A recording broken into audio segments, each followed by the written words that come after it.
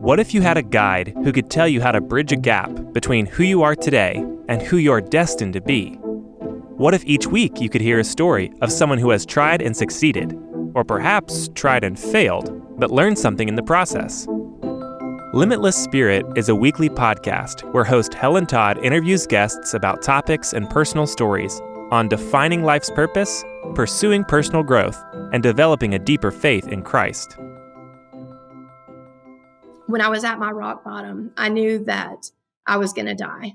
And my greatest fear was that I wasn't going to show up for work one day and my parents were going to come find me at my house dead. I was living with that reality because I still couldn't quit using.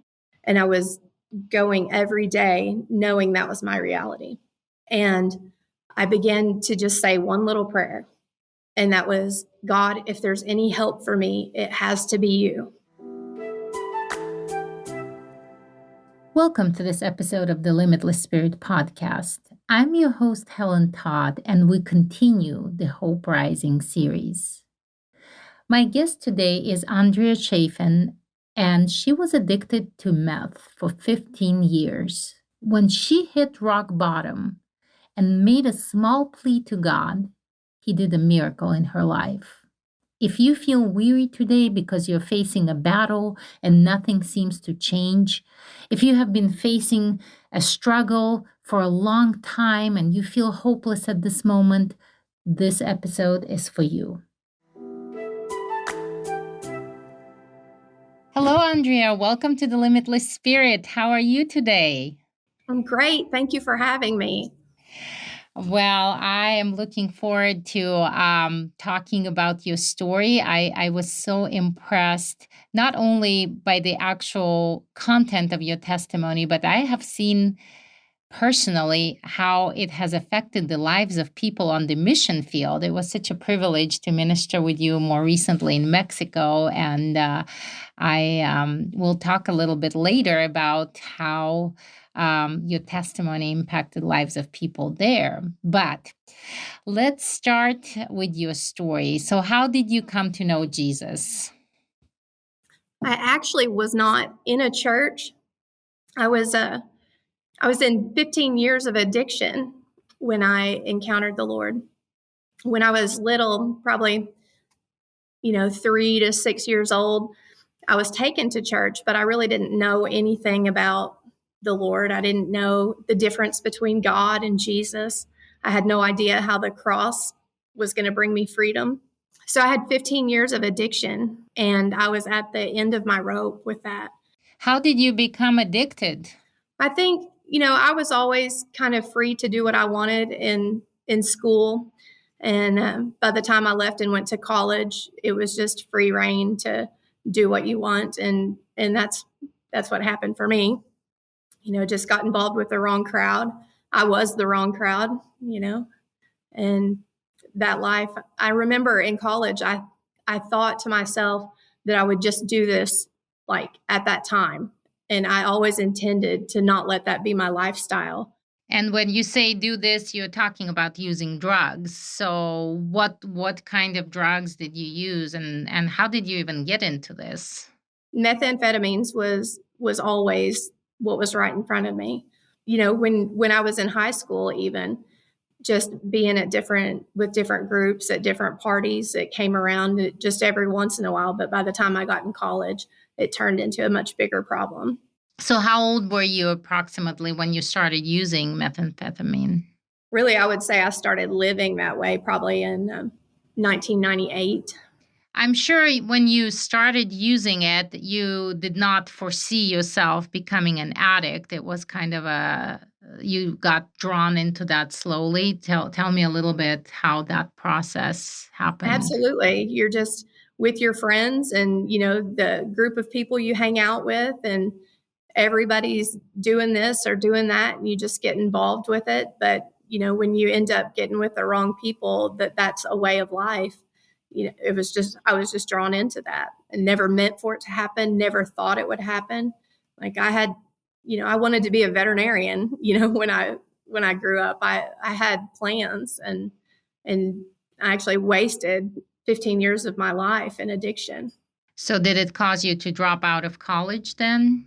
I did. I had a friend that died in an accident, and that was in the midst of all of that, and it just broke my heart, and I had to come home and be around my family. But yeah, that was the drugs is what kept me from pursuing college. And so when you dropped out and you came to live with your family, you didn't stop using drugs at that point. No, I had about 15 years straight. And so then what became the turning point for you? It had got, when you live in that lifestyle for so long, everything changes. It's not just a party favor anymore. It's a way of life. You have to have it to wake up. You have to have it to go to sleep. You have to have it to go to work. You only function that way. You can't live like that forever, before it takes a toll on your body. Aside from, the toll it takes on your body, I was miserable. Nobody can you can't have happiness. You don't have joy in life. Everything is always wrong. And I knew it. I had enough of a right upbringing in me to always know, in the back of my mind that was wrong. If it didn't bring you joy, didn't bring you happiness, why were you using it? Like what drove your addiction? When you start, you do think it's fun.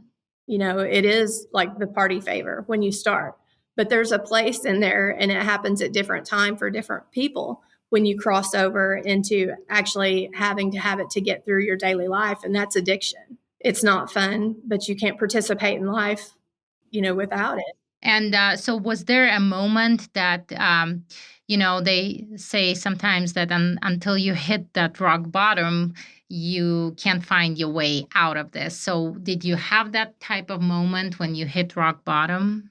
Absolutely. I was living in rock bottom.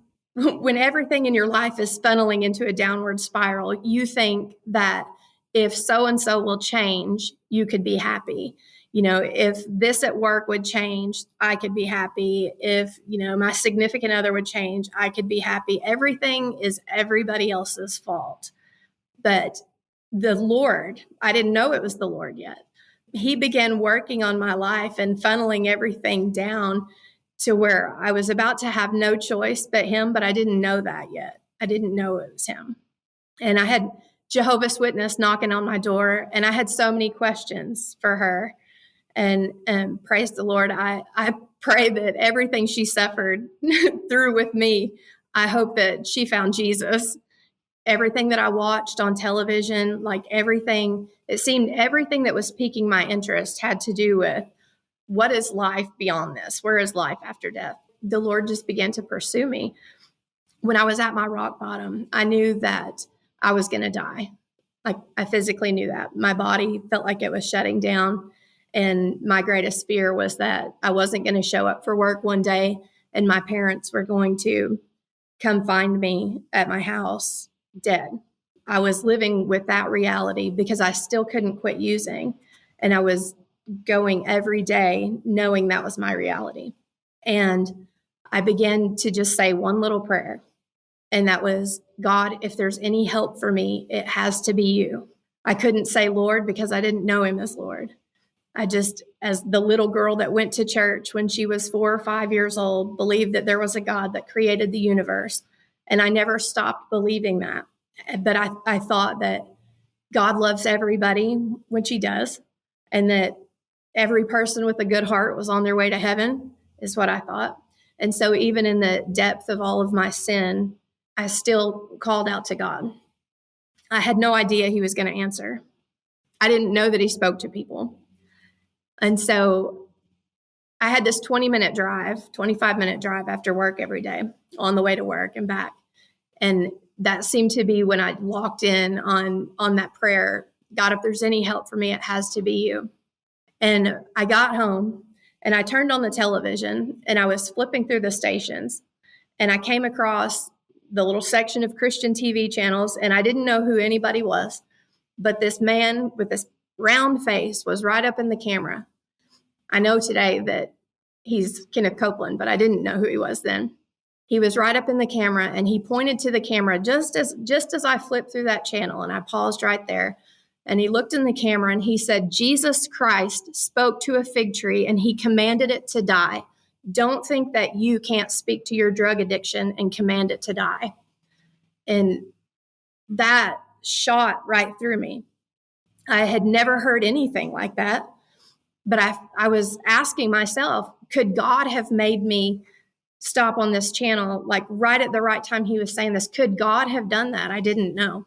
And so I watched the rest of that show. And to this day, I wish I could go back and find that episode. I would love to do that.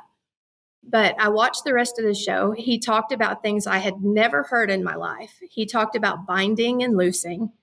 And he talked about the story of the fig tree. So I listened to everything he had to say, and I prayed. Like after the show was over, I prayed all of that stuff he was saying. I thought I probably would look like a lunatic to anybody that saw me, but I was binding my addiction and just all this stuff. It was locked in my mind. It's all I could think about, because for the first time, like somebody had said there was hope for me, to tell me that I could speak to this addiction and that it would die. That was unheard of. So I went to work the next day, and I came back again. When I got back from work the second day, I had got down on my knees because I thought that must be how you have to pray. I was leaning over a little stool with my hands clasped, and I was praying those prayers again. And I said, and this is the moment that everything happened for me. I said, oh God, when will you deliver me from this addiction? And when you live the life that I live, you have, if I say out of all the voices in my head, I don't mean that I was hearing voices, but you have your self-talk and your self-chatter that for 15 years of my life said, you're not worthy, you don't deserve another chance, all of these things. So for me to say, God, when will you deliver me from this addiction? And with all of those things going on in my head, there was one voice that spoke in the middle of it all. And he said, I already have. And that was the most miraculous moment in my life, because it's kind of like, I picture it like, when the movie Chosen starts, they show all the fish swimming this way and one fish swimming that way. All the negative chatter that was always coming this way. In the middle of that, there was one positive voice that said, I already have. In that moment, like you could forget everything about addiction. None of that mattered anymore, because I just heard the creator of the universe speak to me. And in that instant, I stood up and I said, what was that? I looked to heaven and kept saying, what was that? I was so blessed beyond measure. It just doesn't even describe it, that he would speak to me, that in that instant, the old man passed away, and behold, all things became new. And the person that was in addiction for 15 years no longer existed in an instant. It was over. But I still had to walk it out, because I didn't know. I wasn't in church. I didn't have anybody talking to me about God. And I'm grateful for that, actually. If I had people's ideas and their opinions, it might not have gone the same way. So there I am, still the proud owner of many drugs at the time. And I just have this encounter. I hear the Lord speak. He says he's delivered me from addiction. I stand up. I'm a new creation in Christ. But not knowing anything and not having the word, I thought, how do I know if this is true? If I go flush all this stuff out right now and tomorrow I'll be in a world of trouble, how do I know if it's true? And praise the Lord for the grace of God that allowed me to walk it out the way that I did. I didn't have religious rules that said, this is what you have to do. I just said to myself, I thought, I know. I just have to walk it out and see if this is true. And that's what I did. I went to bed that night, which is alone a miracle. I woke up the next morning and I knew I was free. I still remember what it looked like to throw all that in the toilet and to flush it. I still remember seeing that, and it was over. 15 years of addiction was over when I heard his voice. And I committed my life to the Lord in that moment. Like, whatever it takes to continue to hear your voice, I will do it. And that was the very beginning of my journey with the Lord. I mean, things changed radically. Some people that knew me the best said, wow, you have gone from, you were the most extreme in this way, and now you're the most extreme in that way. And people would say, people didn't understand. I wasn't telling everybody. The Lord spoke to me. And, people would say, just wait, this won't last long, but that was probably the end of 2012. And here we are at the beginning of 2023 and still going. That began such a supernatural journey with the Lord that, I decided right after that, I was praying constantly and just asking the Lord, what can I do to keep hearing your voice? It occurred to me, I should read the Bible. I can get to know him that way. I should read the Bible. So somewhere within the next few days, I went to my mom's house and to my mom and dad's house. And I said, I think I want to start reading the Bible. Now, after her having to put up with my way of life for the last 15 years, I would have expected her to burst out in tears, and like, finally. But instead, she looked at me from across the room, like puzzled, and she said, really? And yeah, I think I want to start reading the Bible. And she walked into her office and she walked back out and handed me a box. And she said, one just came in the mail that day. And I was like, wow, can God really do this? Is this a coincidence or is this really God? And my entire journey, especially for the first 2 years, was like that.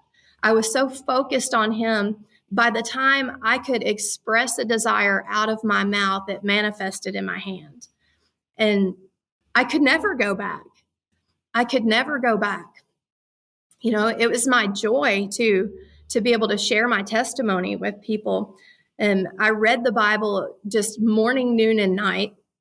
Probably from the time I would wake up in the morning, I would read until I just couldn't read anymore and would get done whatever I needed to get done in the middle of the day. And I could not wait to get off work and get home and start reading the Bible again. And it was like peeling like layers of an onion off of me. I would go to sleep at night and just dream of scrolling scripture. And it was shortly after that I began to hear his voice. When I would wake up in the mornings, as soon as I would wake up, he was right there speaking. I mean, I just caught fire. So have you had at any point during these last 15 years being tempted? No, I've had no temptation ever to use drugs again. The enemy comes and there were seasons where I had to go through dreams. It seems it would just come at you, just like weapons, where I would go through dreams that I was still in that lifestyle. And then I realized that it's not always like this, but I began to be able to make conscious decisions in my dream. Sometimes you're just a participator in a dream, like you have no control over it. But I entered into a season, or I don't know, it was the grace of God where I began to be able to make decisions in the dream, like thinking in the moment and make decisions. No, I'm not going to do that. I'm not going to go in there. So that was just another victory in the Lord.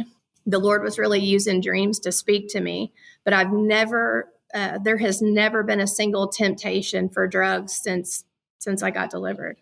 Your story is absolutely remarkable. And, what really impressed me about you, even before I knew your story, is that you can tell in a person when the faith is real to them. That it's not just the head knowledge, but you actually experience the transformation. And that's extremely attractive in a person that draws you in, whether you're a believer or non-believer.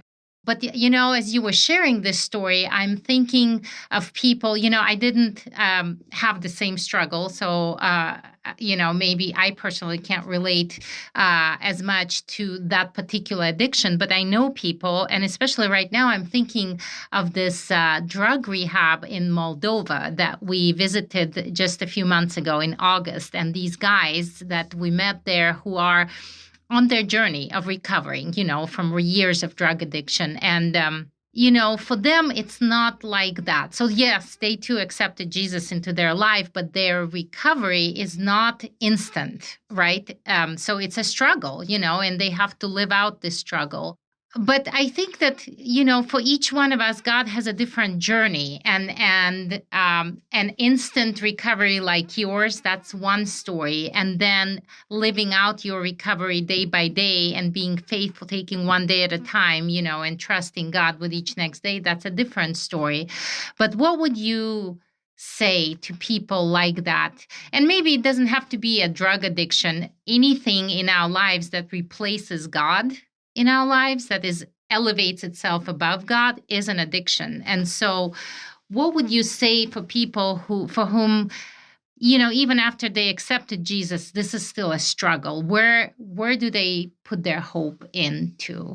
Yeah, that's a great question, because when I first got saved, I wanted to pray for people in addiction or in any bondage, and I believed the Lord to set them free immediately. So when I saw that didn't happen just like mine, I thought I have to learn. I have to learn what is the truth of the Lord, because I still want to be an ambassador for Christ and bring hope. And so the first thing that I would say is Jesus is the answer.